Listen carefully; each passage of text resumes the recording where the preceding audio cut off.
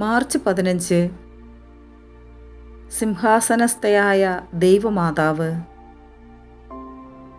മോസ്കോയ്ക്കടുത്ത് കൊളോമോസ്കോയ് ഗ്രാമത്തിൽ സർ നിക്കോളസിൻ്റെ ധ്യാനത്യാഗ ദിവസം 1917 മാർച്ച് 15 സിംഹാസനസ്ഥയായി ദൈവമാതാവ് പ്രത്യക്ഷപ്പെട്ടു.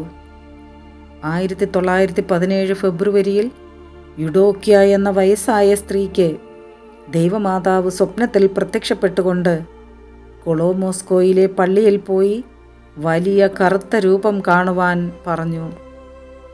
സ്വപ്നത്തിനു ശേഷം വീണ്ടും 3 പ്രാവശ്യം ഇത് ആവർത്തിക്കപ്പെട്ടു. അവൾ പള്ളിയിൽ പോയി രൂപത്തെ അന്വേഷിച്ചു.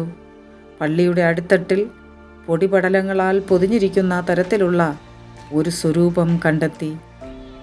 സ്വരൂപം കണ്ടെടുത്ത വാർത്ത റഷ്യ മുഴുവൻ വ്യാപിച്ചു. ഇപ്പോൾ അവിടെ ധാരാളം അത്ഭുതങ്ങളും രോഗശാന്തിയും സാക്ഷ്യപ്പെടുത്തുന്നു. മാതാവേ, ഞങ്ങളുടെ കുടുംബങ്ങളിൽ പ്രാർത്ഥിക്കാൻ വിമുഖത കാട്ടുന്ന വ്യക്തികളുണ്ട്. അവർ പ്രാർത്ഥനയിലും വിശുദ്ധ കുർബാനയിലും കൂടുതൽ തീക്ഷ്ണതയോടുകൂടി പങ്കെടുക്കുവാൻ വേണ്ട കൃപാവരം നൽകി അനുഗ്രഹിക്കണമേ. Ave Maria.